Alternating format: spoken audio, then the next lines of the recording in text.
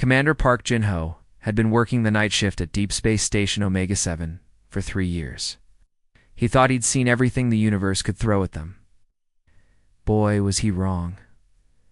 The communications bay buzzed with an energy he'd never felt before. Dr. Kim So-man, their best alien language expert, sat hunched over her computer screens. Her coffee had gone cold hours ago, but she didn't seem to notice. Her eyes were glued to the strange patterns dancing across her monitors. "Commander, you need to look at this," So-man called out, her voice shaking with excitement. "These aren't just random space sounds. Someone is actually trying to talk to us." Park Jin-ho walked over to her station. The screens showed wave patterns that looked almost like music, but twisted in ways human ears had never heard. Mathematical formulas scrolled down the side of the display, and even to his untrained eye, they looked deliberate. "How long have we been picking this up?" he asked. 3 days now. It's coming from the outer rim, from a part of space we always thought was empty. But here's the really strange part. It keeps repeating. The same message over and over, like whoever sent it is desperate for someone to hear it. So-man pulled up another screen showing the signal's origin point. A small red dot blinked in what looked like the middle of nowhere, surrounded by dying stars that barely gave off any light. "Yes. Sir, whoever sent this traveled a long way to get our attention," she continued. "Yes. The signal is weak, like it's been bouncing around space for months, maybe years." Just then, Lieutenant Choi Jae-sung burst through the door. The young officer's face was white as a sheet, and he was breathing hard like he'd been running. "Commander Park, you need to see what we found in the signal," he gasped, waving a tablet in his hand. "We managed to decode part of the beginning. It's not just a message. It's a cry for help." Park Jin-ho felt his stomach drop. In all his years in space, he'd dreamed of the day humans would make contact with aliens. He'd imagined peaceful meetings, sharing knowledge, maybe even making friends among the stars. But this wasn't the first contact he'd hoped for. Choi Jae-sung handed him the tablet. Translation was rough, but the meaning was clear enough. Words like dying, help us, and running out of time jumped off the screen. There were references to something called star devourers that were destroying worlds. "They're asking for help from something they call the Deathworld species," Choi Jae-sung explained. "I think they mean us, sir. They think we're their only hope." So-man looked up from her computers. "Commander, there's more. The signal contains biological data about whoever sent it. They're plant-eaters, peaceful, with large eyes for spotting danger. Everything about them screams prey species." Park Jin-ho stared at the screens, processing what this meant. Somewhere out there in the dark, an entire alien civilization was begging for help. They'd heard rumors about humans and Earth, and they thought we might be tough enough to save them from whatever was hunting them. The weight of the moment hit him like a physical blow. This wasn't just first contact. This was humanity's first chance to be heroes on a galactic stage. An alien species was counting on them, and they didn't even know if humans would answer. "Get me a direct line to Earth Command," Park Jin-ho ordered, "and keep monitoring that signal. If there are aliens out there who need our help, we're going to make sure someone hears their call." Dr. Lee Hejin looked like she'd been hit by a truck. Her hair was messy, her clothes wrinkled, and she had dark circles under her eyes that told the story of 2 sleepless nights. But her hands were steady as she worked on the most important translation job in human history. She'd been dragged out of her comfortable university office the moment Earth Command confirmed they were dealing with real aliens. Now she sat in the cramped quarters of Deep Space Station Omega-7, surrounded by computer screens and empty coffee cups, trying to crack the code of humanity's first alien message. "This is incredible," she muttered to herself, adjusting the holographic display that showed the alien signal broken down into its basic parts. "Look at how they structure their thoughts." Commander Park Jin-ho stood behind her, along with several other officers who'd been called in for this emergency meeting.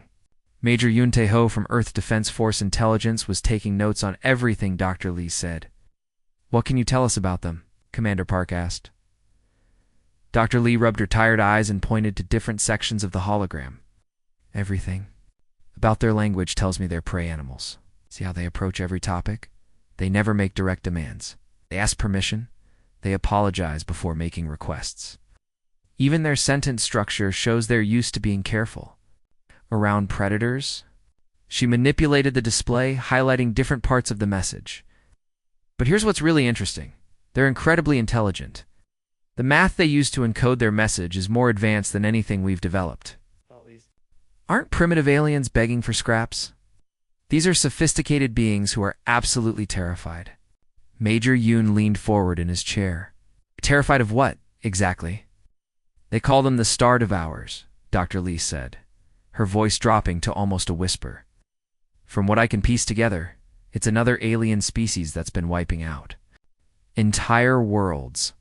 The message contains coordinates for dozens of star systems that have gone dark over the past few years. She brought up a star map that made everyone in the room go quiet. Red X marks covered what looked like a huge section of space, each one representing a dead world. They're not just conquering these planets, Dr. Lee continued. They're completely destroying them. Entire civilizations, billions of beings, just ... gone. Commander Park Jin-ho felt a chill run down his spine. How many worlds are we talking about? Based on the data they've sent us, at least 47 confirmed destroyed planets. And the attacks are getting more frequent, I bet. A timeline that showed the destruction accelerating over recent months. They're running out of places to hide. Major Yoon studied the data with a soldier's eye. What made them think to contact us? Dr. Lee smiled for the first time in days. This is the beautiful part. They've been listening to our radio signals for decades. Our old TV shows, music, news broadcasts, everything we've been pumping into space. And they've figured out something that even we sometimes forget. She paused for effect, looking around the room at the tired faces of the officers. They know we come from what they call a death world, a planet so dangerous that only the toughest species could survive on it. They've analyzed our entertainment, our news, our history. They know we're predators, and they know we fight back when something threatens us. The room went completely silent as the implications sank in. They're not just asking for help, Dr. Lee concluded. They're asking the galaxy's apex predators to go hunting. They think we're their only hope because we're the only species crazy. Enough to fight something that's been unstoppable for years. Commander Park looked around the room at his fellow humans. For the first time in history, aliens were calling on humanity to be the heroes of a galactic war they'd never heard of until 3 days ago. The elevator descended deep underground, carrying Admiral Kong Dongmin toward what might be the most important meeting in human history. The bunker beneath Seoul had been built during the Third World War, designed to survive anything humanity could throw at itself. Now it would host a discussion about throwing humanity into a galactic conflict. The main conference room buzzed with nervous energy. Representatives from every major nation sat around the massive circular table, their faces lit by the glow of holographic displays showing alien star charts. Military leaders from across Earth had been called in on emergency transport, some still wearing flight suits from their rushed journeys. Admiral Kang looked around the room at faces he'd known for decades. These were the people who'd kept Earth safe through countless crises. And now they had to decide whether to risk everything for aliens they'd only known about for 3 days. We all know why we're here, Admiral Kong began, his voice carrying clearly through the room's acoustics. 48 hours ago, we received humanity's first message from an alien civilization.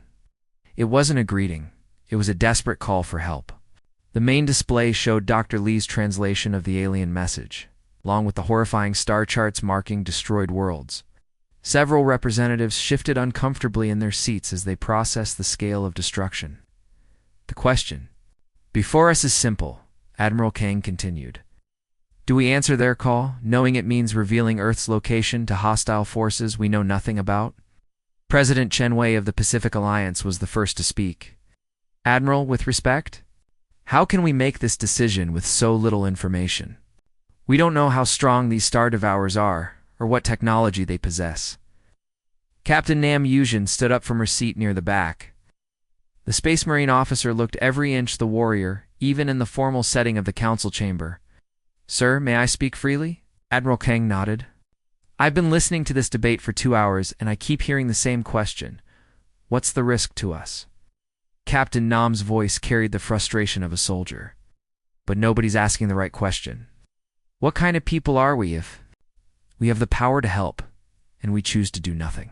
Words cut through the political discussions like a knife. Round the table, military officers nodded while politicians looked uncomfortable. General Seo Hyanwu activated his tactical display. Captain Nam raises a good point, but let's look at this strategically. Our analysis team has been working around the clock, and their conclusions are interesting. The display showed comparative data between human military capabilities and what they'd learned about the Star Devourers from the alien message. These enemies have been successful because they've only fought prey species, General Seo explained. Herbivorous aliens who evolved to run from danger, not fight it. Every engagement described in the alien data follows the same pattern. The Star Devourers arrive, the local population panics and scatters, and then they're systematically hunted down. He switched to simulation results that showed human tactics against the described enemy strategies. But humans evolve differently. We're pack hunters who coordinate attacks. We use tools and terrain to our advantage. Most importantly, we get more dangerous when we're cornered, not less dangerous. Admiral Kang watched the faces around the room as the implications sank in. The alien message hadn't just been a call for help. It had been a tactical assessment that identified humanity as the one species in the galaxy that might actually be able to fight back. The debate continued for another hour. But Admiral Kang could see the mood shifting. These weren't just politicians and generals, they were humans. And humans had a long history of standing up to bullies, even when the odds looked impossible. Finally, he called for quiet. We've heard all the arguments, Admiral Kang announced. Now it's time to decide. All in favor of responding to the alien distress call? Hands rose around the room, slowly at first, then more quickly as people made their choice. When the count was finished, it wasn't even close. Then it settled, Admiral Kang said, feeling the weight of history on his shoulders. Signal all fleet commanders. Humanity is going to war. The view from Captain Lee Jun-seok's bridge was something that would have made his grandfather proud. Hundreds of human warships floated in formation around Luna's orbital shipyards, their hulls gleaming under Earth's distant sun. But this wasn't a parade. This was humanity. It's preparing for its first real war among the stars. Captain Lee had commanded the heavy cruiser Incheon's Pride for 5 years. Every system hummed with perfect efficiency. Every crew member moved with the focused energy of people who knew they were making history. Captain, engineering reports ready on all fronts, came the voice of Chief Engineer Park Min-ji through the ship's communication system. Her voice carried the satisfaction of someone whose equipment was performing exactly as designed. The new quantum drives are actually running better than our test models. We're ready to jump to hyperspace whenever you give the word. What made Captain Lee proud wasn't just that his ship was ready, it was how different human ships looked compared to the elegant alien vessels they'd seen in the intercepted communications. Where other species built beautiful, streamlined ships, that looked like works of art. Humans had built something else entirely. The Incheon's Pride looked like what it was, a predator built for hunting. Heavy armor plating covered every surface. Multiple weapon systems bristled from every angle. The ship had been designed to fight in the dangerous space around Earth, where solar radiation, meteor storms, and electromagnetic interference would destroy more delicate vessels. "Sir, we're getting reports from the other ships in the fleet," reported his communications officer. "Every vessel is reporting combat-ready status. The engineers are saying our ships are actually overbuilt for this mission." Captain Lee smiled. At that, humans had a tendency to over-engineer everything, building their equipment to survive conditions far worse than what they expected to face. It was a habit that had served them well on Earth, and it might just save their lives in space down in the Marine quarters. Sergeant Kim Woo-jin was giving his final briefing to the soldiers who would be first to set foot on alien worlds. Troop Bay was packed with Marines in full combat gear, their faces serious but determined. "All right, listen up, Sergeant," Kim called out, his voice carrying over the low hum of the ship's engines. "In a few hours, we're going to make contact with our first aliens. They're the good guys, the ones who called for help. But somewhere out there are the bad guys who've been wiping out entire planets." He gestured to the tactical displays showing what they knew about the enemy. "Intelligence says these Star Devourers have never fought anyone like us. They're used to hunting prey species, aliens who run when threatened. They've never dealt with humans who fight back, and they've definitely never dealt with Marines who get angry when someone threatens innocent people. The Marines around him nodded. These weren't ordinary soldiers. They were volunteers from the most elite units on Earth, Special Forces operators, who trained in conditions that would kill most people. They'd practiced combat in Arctic blizzards, desert heat, underwater, and in the vacuum of space itself. Their equipment told the same story. Human weapons had been designed to stop Earth's most dangerous predators: bears, tigers, sharks. Their armor could function in environments ranging from the bottom of the ocean to the surface of a volcano. Remember, Sergeant Kim continued, we're not just representing Earth out there. We're answering a call for help from people who have nowhere else to turn. They looked across the galaxy and decided that humans were their best hope for survival. And as the final preparations continued, Captain Lee looked out at the assembled fleet. Ships from every nation on Earth floated in formation, their crews working together toward a common goal. For the first time in human history, all of Earth's military forces were united behind a single mission. They weren't going to war for territory, resources, or political power. They were going to war because someone needed help, and humans had never been good at ignoring cries for help. The moment Admiral Kang Dongmin had dreamed about his entire career was finally happening, but not the way he'd imagined it. Instead of peaceful exploration and scientific discovery, humanity's first meeting with aliens was taking place at the edge of a war zone. The flagship, Sol Rising, led a formation of 200 human warships as they dropped out of hyperspace at the coordinates provided in the alien distress call. The stars looked different here, older and more scattered than the familiar constellations around Earth. This was the frontier, where civilizations came to die. Admiral, we have contacts approaching, reported Lieutenant Commander Oh Soo-young. From her communications station, her voice carried a mixture of excitement and nervousness that everyone on the bridge was feeling. Multiple vessels, moving slowly. They're broadcasting on the frequency from the original message. Admiral Kong felt his heart rate increase. After decades of wondering if humans were alone in the universe, they were about to get their answer. Face to face, the alien ships that approached looked nothing like human vessels. Where human ships were built like armored tanks, these craft appeared delicate and graceful, almost artistic in their design.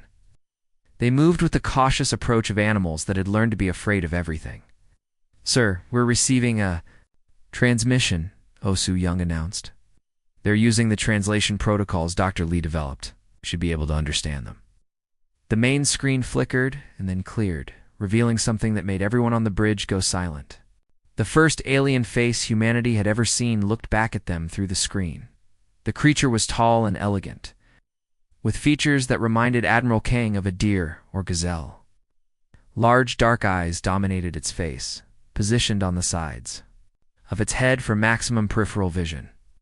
Its movements were graceful but nervous, like it was ready to bolt at the first sign of danger. I am Kreshtar of the Zephyri Confederation, the alien said. Its voice translated through their communication system. We sent the call for help across the stars. Are you truly the Deathworld species, the ones who come from the world of storms and fire? Admiral Kang exchanged glances with Captain Nam Yuzhin, who had been called to the bridge for this historic moment. The Marine officer's predator instincts were clearly visible in her stance and expression, something that wasn't lost on the aliens. We are humans from the planet Earth, Captain Nam replied, stepping closer to the screen. We received your distress call and came as quickly as we could. The reaction from the aliens was immediate and unmistakable. The Zephyri delegation on the screen actually took several steps backward, their large eyes widening with what could only be described as fear mixed with awe. Your eyes, whispered another Zephyri who had moved into view. They faced forward. You are hunters, true hunters. Admiral Kong realized that this simple observation carried enormous significance. On Earth, predators had forward-facing eyes for depth perception while hunting. Prey animals had eyes on the sides of their heads to watch for danger from all directions. The Zephyri were seeing humans exactly as they were, apex predators who had chosen to answer their call for help. Yes, we are hunters, Admiral Kang said simply. his voice carrying the quiet confidence of someone who had never doubted humanity's place in the food chain. "And now we hunt those who threaten you." The silence that followed his words stretched for several seconds. On the alien ship, the Zephyri were clearly struggling to process what they had just heard. They had called for help from a Deathworld species, but actually meeting humanity face to face was obviously more intense than they had prepared for. Kreshtar finally found his voice again. "The Star Devourers have destroyed 47 of our worlds. Billions of our people are dead or enslaved. We have tried to fight them, but we are not warriors. We do not know how to kill." Captain Nam's smile was visible even to the aliens, and it clearly made them uncomfortable. "Don't worry about that," she said. "We know exactly how to kill, and we're very good at it." The first time since receiving the alien distress call, Admiral Kong felt completely confident about humanity's chances in this war. The Zephyri had called for help from a species they hoped might be dangerous enough to fight their enemies. What they got were the descendants of Earth's most successful predators. Beings who had spent millions of years learning how to hunt, kill, and survive in conditions that would destroy most life forms. The galaxy was about to learn why humans had never found any other intelligent life around Earth. They'd been looking in all the wrong places for all the wrong things. The stars looked different here, the edge of Zephyri space. Admiral Kong Dongmin had spent his whole career studying star charts. But this region of the galaxy felt alien in ways that went beyond just distance from Earth. The light from these older, dying stars cast everything in an orange glow that made the human fleet look like ghosts emerging from another dimension. 200 human warships had just completed their first interstellar jump, and Admiral Kong felt the weight of that achievement, even as he prepared for something far more significant. From the bridge of the flagship Sol Rising, he watched as small dots appeared on the tactical display, alien ships moving toward them with careful, hesitant movements. "Admiral, we're picking up transmissions," reported Communications Officer Oh Soo-young. Her voice tight with excitement, she was trying to keep professional. "Multiple signals on the frequency we've been monitoring. It's definitely them. Ones who sent the distress call." The bridge crew went silent. Everyone knew they were about to witness the most important moment in human history. First contact with an alien species wasn't supposed to happen like this, at the edge of a war zone with human warships ready for battle. But here they were. Alien vessels that approached looked nothing like human engineering, where human ships were built like armored fortresses. Bristling with weapons and heavy plating, these crafts seemed delicate and elegant.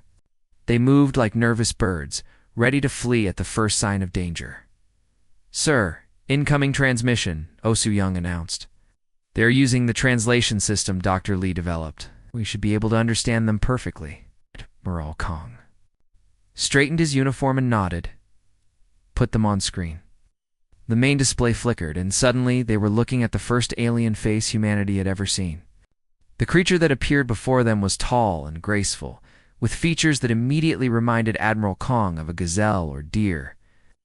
Large, dark eyes dominated its face, positioned on the sides of its head in a way that would give it an almost complete view of its surroundings.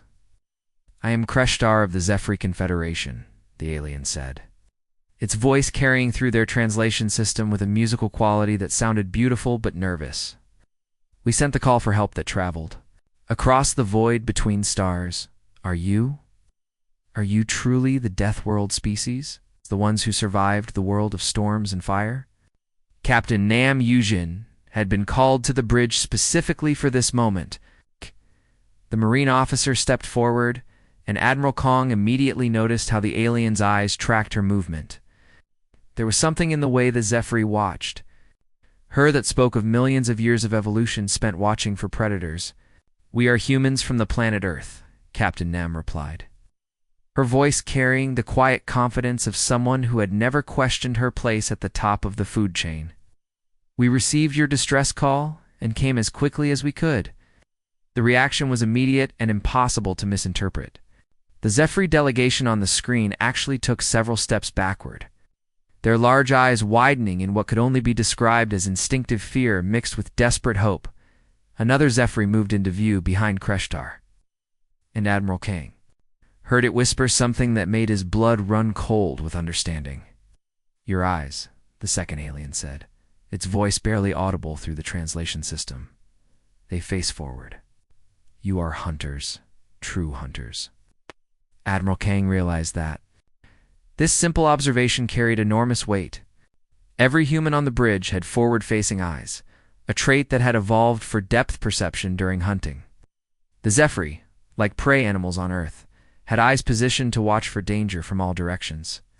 They were looking at humans, and seeing exactly what they were, apex predators, who had chosen to answer their call for help.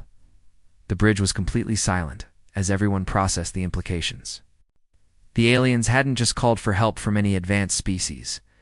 They had specifically sought out predators, beings they hoped would be dangerous enough to fight their enemies.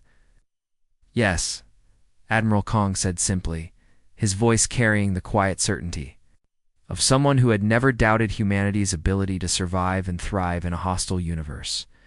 We are hunters, and now we hunt those who threaten you. The silence that followed stretched for what felt like minutes. On the alien ship, the Zephyri were clearly struggling with the reality of what they had summoned. They had called across the galaxy for help from a Deathworld species, but actually facing humanity was obviously more intense than anything they had prepared for. Finally, Kreshtar found his voice again. The Star Devourers have destroyed 47 of our worlds. Our people are dying and we cannot stop them. We are not warriors. We do not know how to fight. Captain Nam's smile was visible, even to the aliens, and it clearly made them uncomfortable, in a way that confirmed every assumption about their nature. Don't worry, she said. We know exactly how to fight. We're very, very good at it. Major Yoon Tae-ho had spent 15 years learning how to hide from enemies, but he'd never tried to spy on aliens before, crouched behind the broken remains of what used to be a beautiful Zephyri library. He adjusted his reconnaissance gear and studied the creatures that had turned this peaceful city into a wasteland. The Kethver patrol moving through the ruins below him was intimidating. He had to admit. Each alien stood nearly 10 feet tall, their bodies covered in natural armor plating that looked like it could stop a tank shell. Massive claws extended from their hands and their faces showed rows of sharp teeth that left no doubt about their diet. Jesus, they're huge, whispered Corporal Jun Jahai, who was lying flat beside him with her recording equipment. But look at how they're walking. Major Yoon focused his binoculars on the patrol's movement patterns. Jung Dahai was right. For all their impressive size and natural weapons, the Kethver moved like amateurs. They walked in a straight line, down the middle of the street, making no effort to use cover or watch for threats from above. They're not soldiers, Major Yoon realized. They're bullies. Look, they're not even watching the buildings around them. They assume everything is going to run away from them. Through his earpiece, he heard Staff Sergeant Han Byung-ho reporting from his position 3 blocks away. Sir, I've been watching their patrol schedule for 6 hours. They only come out during daylight. They follow exactly the same route every time, and they never post sentries. It's like they've never had to worry about being attacked. Major Yoon shook his head in amazement. In 15 years of military service, he'd never seen such sloppy tactical discipline. These weren't professional warriors. They were predators, who had gotten lazy because their prey had never fought back. His radio crackled with another report, this time from Lieutenant Kim Sora, who was coordinating intelligence gathering across multiple conquered worlds. Major, we're seeing the same patterns on every planet we've scouted. The Kethver have maybe a dozen different patrol routes they use everywhere. No adaptation to local terrain, no variation in timing. They're using a cookie-cutter occupation. Strategy. Major Yoon processed this information while watching another patrol group lumber past his hiding spot. The Kethver were physically impressive, but they fought like they'd never encountered real resistance. Every aspect of their tactics suggested they were used to enemies that scattered and ran when threatened. Hi, are you getting all this? He whispered to his corporal. Every detail, sir. I'm also picking up their radio chatter. They're not even using encryption, just broadcasting in the clear. It's like they can't imagine anyone would dare to listen in on them. Through his binoculars, Major Yoon watched a group of Kethver soldiers searching through the ruins of what had been a Zephyri school. They moved with the casual arrogance of beings who had never been challenged, never been hurt, never had to fight for their lives against an enemy that refused to give up. Han, What's the weapons situation? Adrian asked through his radio. They're carrying energy weapons, but they're not military grade. More like hunting rifles, designed for taking down large prey. They're not wearing any body armor. Just their natural plating. Major Yoon felt a cold smile cross his face. The Kethfer had built their empire by terrorizing species that were biologically programmed to flee from predators. It probably never fought anyone who shot back much, lest anyone who knew how to use tactics, camouflage, and coordinated attacks. Sora, compile all the intelligence from the other teams and send it back to Fleet Command, he ordered. Make sure they understand what we're dealing with here. As the sun began to set, Major Yoon watched the Kethfer patrols head back to their bases with the same predictable timing they'd used all day. The aliens clearly didn't like operating in darkness, another weakness that human forces could exploit. Dahai, pack up the gear. We've seen enough. What do you think, sir? Can we take them? Major Yun looked out over the ruined city, thinking about the Zephyr families who had once lived here in peace before the Kethfer arrived. These aliens had built their empire on fear and intimidation, conquering species that couldn't fight back and had never learned how. But they'd never faced humans before. They'd never fought an enemy that got more dangerous when cornered, that fought harder when protecting others. Had spent millions of years learning how to hunt in packs and kill things bigger than themselves. Dahai, Major Yoon said as they prepared to move out, these aliens are about to get the worst surprise of their lives. They think they're apex predators, but they've never met real hunters before. The Kethper Empire had conquered dozens of worlds by preying on species that ran from danger. They were about to learn the hard way what happened when they tried to bully predators who preferred to hunt back. 3 o'clock in the morning had always been Colonel Park Soon-jo's favorite time to start a war. The darkness was complete. The enemy was asleep, and human soldiers had every advantage their evolution had given them. Tonight, that evolutionary advantage was about to teach the galaxy a lesson about picking fights with apex predators. The drop pod shook violently as it screamed through the atmosphere of the Kethfer Fortress world around Colonel Park 30. Marines sat strapped into their seats, weapons ready, faces painted with camouflage that would make them invisible in the dark. They'd done drops like this 100 times in training, but never with the knowledge that they were about to fight aliens. 30 seconds to impact, announced the pod's computer. Remember the mission brief? They can't see in the dark like we can? Use every advantage we've got. Through the pod's small window, Colonel Park could see the lights of the Kethfer military base spreading out below them. The aliens had built their fortress like they built everything else, assuming no one would ever dare attack them. No anti-aircraft defenses, no perimeter guards, no night patrols. They were about to pay dearly for that arrogance. High above the planet, Captain Lee Jun-suok stood on the bridge of the Inchin's Pride, coordinating the orbital bombardment that would begin humanity's first galactic war. His ship's weapons were locked onto 17 different targets. Across the planet's surface, all communication. Arrays and command centers that would leave the Kethfer blind and confused. All batteries, weapons free, Captain Lee announced too. His crew, focus fire on communications first. We want them isolated before they know what hit them. The ship's main guns opened fire, sending streams of energy down through the atmosphere with surgical precision. One by one, the alien communication towers disappeared in brilliant flashes of light. Within minutes, the Kethver forces on the ground would be cut off from each other and from their fleet in orbit. Colonel Park's drop pods slammed into the ground just outside the alien base's main perimeter. The impact would have killed most alien species, but humans had been designed by millions of years of evolution to survive falls, impacts, and trauma that would destroy more fragile beings. Move out, Colonel Park commanded as his Marines deployed.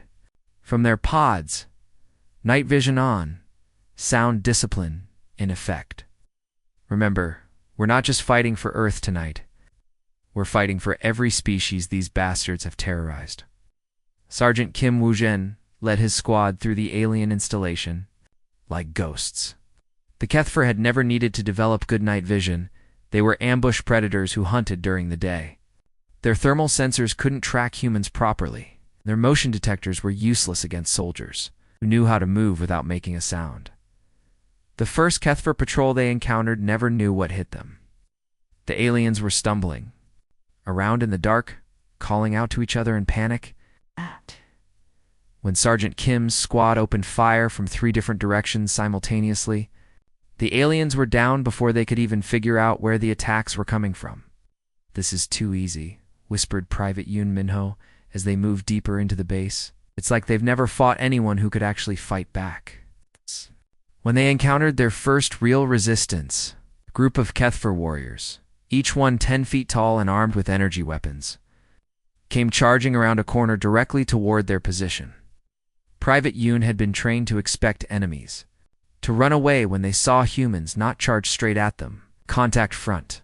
He called out, diving for cover behind a piece of alien equipment, but instead of panicking like the HFY expected, the human Marines did something the aliens had never seen before. Took cover, coordinated their fire, and began systematically destroying their attackers with disciplined volleys that used the darkness and terrain to their advantage.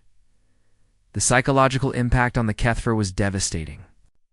For centuries, they'd built their empire on a simple formula: show up with superior numbers and intimidating size. Watch the prey species panic and scatter, then hunt down the survivors. But humans weren't prey. When cornered, they fought harder. When threatened, they got more dangerous, not less. Back on the command ship, Admiral Kang Dongmin watched the tactical displays with grim satisfaction. Across 17 worlds, the same pattern was repeating. Human forces were systematically dismantling HFY positions with a precision and ruthlessness that the aliens had never encountered. "Sir, we're getting reports from all fronts," reported his communications officer. "The enemy is breaking contact and retreating from multiple positions." "They're not fighting, they're running," Admiral Kong nodded. The HFY were learning the hard way that there was a difference between being a predator and being an apex predator. They'd terrorized prey species for so long that they'd forgotten what it felt like to be hunted by something more dangerous than themselves. "Relay to all units," Admiral Kang ordered. "No mercy for combatants, but full protection for any civilians we encounter. We're not here to become monsters, we're here to stop them." Humanity had answered the galaxy's call for help, and they were about to show every species in the stars what happened when Earth's apex predators went to war. 3 weeks had passed since humanity launched its first galactic war, and General SEO Hyenwoo had seen enough horror to last several lifetimes, standing in the ruins of what the HFY had called a processing center. He watched his medical teams work frantically to help survivors who had lived through hell. The building had once been a beautiful Zephyr cultural center, with soaring architecture and artistic details that spoke of a peaceful civilization. Now it was a nightmare of metal cages and holding pens where the HFY had kept their prisoners like livestock. "General, we need more medical supplies," called out Dr. Baek Juwon as she moved between the liberated prisoners. Her uniform was stained with blood, and her face showed the exhaustion of someone who had been working non-stop to save lives. The trauma these people have suffered goes beyond just physical injuries. Many of them can't believe they're actually free. Dr. Baek knelt beside a young Zephyr who was huddled in the corner, too afraid to move, even though the cage door was wide open. The alien's large eyes darted back and forth, watching for threats that were no longer there. "It's okay, Dr. Baek," said softly, using the translation device to speak in the alien's language. "The HFY are gone. You're safe now." The Zephyr whispered something that made Dr. Baek's face go pale. Through the translator, the words came out as, "The hunters said they would always come back. They said no one could stop them." General SEO felt his jaw clench. The HFY hadn't just conquered these worlds, they had broken the spirits of entire populations. Convinced them that resistance was impossible and rescue was a fantasy. Captain Nam Yu-jin emerged from the lower levels of the facility, combat boots echoing off the metal floors. Her expression was darker than General SEO had ever seen it. That was saying something for a Marine who had seen combat on 3 continents. "Sir, you need to see what we found in the basement levels," she said, her voice carefully controlled. "The HFY weren't just keeping prisoners here. They were processing them. For food," the words hit General SEO like a physical blow.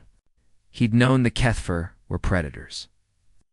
But the systematic nature of what Captain Nam was describing went beyond simple conquest. This was industrial-scale genocide, conducted with the casual efficiency of a slaughterhouse. "How many?" he asked. "On the records we found thousands per facility. And sir, this isn't the only one. We found similar installations on every world we've liberated." General SEO closed his eyes for a moment, processing the magnitude of what humanity had stumbled into. They'd answered a distress call expecting to fight a war. But what they'd found was something much worse. A galactic holocaust that had been going on for decades. "Commander." Park Jinho's voice crackled through his radio. "General, I'm with the Zephyri leadership. They want to thank us, but I think you should hear what Kreshtar has to say." General SEO walked to where the alien leader was standing with a group of his people. Kreshtar looked older than he had. During their first meeting, the stress of liberation, almost as traumatic as the occupation had been. "Your people are incredibly brave," Commander Park was telling the alien leader. "We need you to understand this war isn't over. There are more Kethfer out there, and probably more species that need our help." Kreshtar nodded slowly. "We know. We have received messages from other prey species across the galaxy. Word is spreading that the Deathworld hunters have come too. Fight the Star Devourers. Many are asking if you will help them too." Before General SEO could respond, his communications officer, Lieutenant Choi Jae-soon, approached with a tablet full of incoming messages. "Sir, we're receiving surrender requests from Kethfer fleets across 17 star systems. They're not even trying to fight us anymore. They're just running. Some of them are asking for mercy in exchange for information about other prison worlds." General SEO looked around at the liberated facility, at the medical teams working to heal trauma that would take years to overcome, at the evidence of systematic evil that the Kethfer had spread across dozens of worlds. "What should I tell them?" "Sir," Lieutenant Choi asked. "Tell them that humanity doesn't negotiate with genocidal monsters," General SEO replied. "But if they want to surrender unconditionally and provide information that helps us save lives, we'll consider letting them live in prison cells instead of sending them to join their victims." As reports continued to flood in from across former Kethfer space, General SEO realized that humanity had stumbled into something much bigger than a single war. They'd become the galactic police force for species that had nowhere else to turn.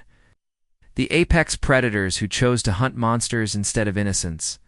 The Kethfer Empire was collapsing. But in its place, humanity was building something new. A galaxy where predators protected prey instead of consuming them.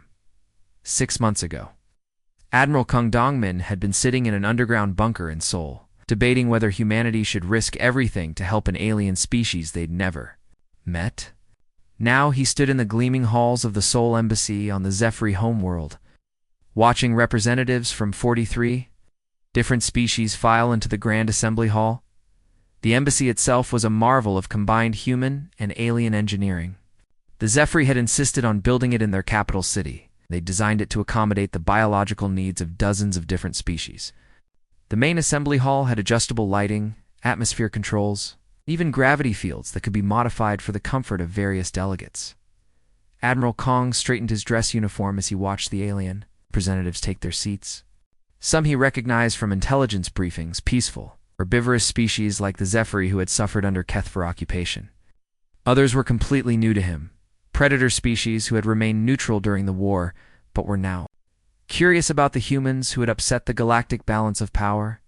"Admiral, the Council is ready to begin," announced Dr. Lee Haijin, who had transformed from a university xenolinguist into Earth's first galactic diplomat in the span of 6 months. She carried herself with the confidence of someone who had learned to negotiate with beings that most humans couldn't even imagine. The Zephyri Council Elder. An ancient alien whose name translated roughly to Star Watcher rose from his position. At the center of the assembly, his voice carried through translation devices to every species present, filled the hall with ceremonial gravity. 6 months ago, we sent a desperate message into the void, hoping that somewhere among the stars there existed a species capable of standing against those who would destroy us. Today we gather to formally welcome that species into our galactic community. Admiral Kang felt the weight of hundreds of alien eyes focused on him. Some looked at him with gratitude, others with curiosity, and a few with what could only be described as nervous respect. "We offer humanity full membership in the Galactic Confederation," Starwatcher continued. "Your species has proven itself to be protectors of peace, guardians of those who cannot guard themselves." Dr. Lee stepped forward to respond, but Admiral Kong noticed she was carrying a thick folder of documents, humanity's conditions for joining the galactic community. "We are honored by this invitation," Dr. Lee said, her voice carrying clearly through the translation systems. "However, Earth accepts membership with certain conditions that must be understood by all species present." A murmur went through the assembled delegates. Apparently, new species didn't usually make demands when joining the Confederation. First, Dr. Lee continued, "Humanity will establish permanent patrol routes throughout this sector of the galaxy. Any species that threatens peaceful worlds will be met with the full force of the Earth's defense fleet." The reaction from the assembly was immediate and mixed. The prey species looked relieved, while several of the predator race representatives shifted uncomfortably in their seats. Second, humanity reserves the right to respond to distress calls from any species, regardless of their membership status in the Confederation. "We will not ignore cries for help simply because of political boundaries." Admiral Kang watched as one of the predator species delegates, a large, reptilian creature with sharp teeth and forward-facing eyes, leaned forward with obvious interest. Humanity was essentially declaring themselves the galaxy's police force, and not everyone was comfortable with that idea. Third, any species found to be engaging in genocide, slavery, or systematic oppression of other intelligent life will be considered an enemy of Earth. We will hunt them down, just as we hunted the Kethver. The silence that followed Dr. Lee's words was complete. Every alien in the assembly was processing the implications of what they'd just heard. Humanity wasn't just joining the galactic community, they were establishing themselves as its enforcers. Finally broke the silence. "These conditions are unprecedented. But given what your species has accomplished in 6 months, I believe the Confederation can accept them." As the formal ceremonies continued, Admiral Kang received a message on his personal communicator. Captain Lee Jun-seok was reporting from the orbital shipyards where the first permanent human patrol fleet was being assembled. "Admiral, the fleet is ready for deployment. 12 heavy cruisers, 40 destroyers, and a full marine expeditionary force. We can maintain patrols across 17 star systems simultaneously." Admiral Kong smiled as he typed back his response. "Proceed with deployment, Captain. Make sure every species in this sector knows that Earth's children are watching." As the assembly broke up and alien delegates began to mingle, Admiral Kong found himself approached by several representatives from species he'd never heard of before. They all had the same request. Their worlds were under threat from various hostile forces. They wanted to know if humanity would help them too. Dr. Lee handled the diplomatic responses, but Admiral Kang could see the pattern that was emerging. Word was spreading throughout the galaxy that there was finally a species willing and able to stand up to bullies and tyrants. The calls for help that had started with the Zephyr were multiplying exponentially. Later that evening, as Admiral Kong stood on the embassy's observation deck looking up at the stars, he realized that humanity had found its purpose among the galactic community. They weren't just explorers or traders or diplomats. They were the apex predators who had chosen to hunt monsters instead of innocents. The pack was loose among the stars, and they had chosen to guard the flock. Any species that threatened the innocent would learn what humans had taught the Kethver, that there were predators in the galaxy who fought for justice rather than conquest. And somewhere out there in the dark void between stars, Admiral Kong knew there were other species sending out desperate distress calls, hoping that someone would hear them and care enough to answer. Humanity would be listening, and humanity would answer. SSS.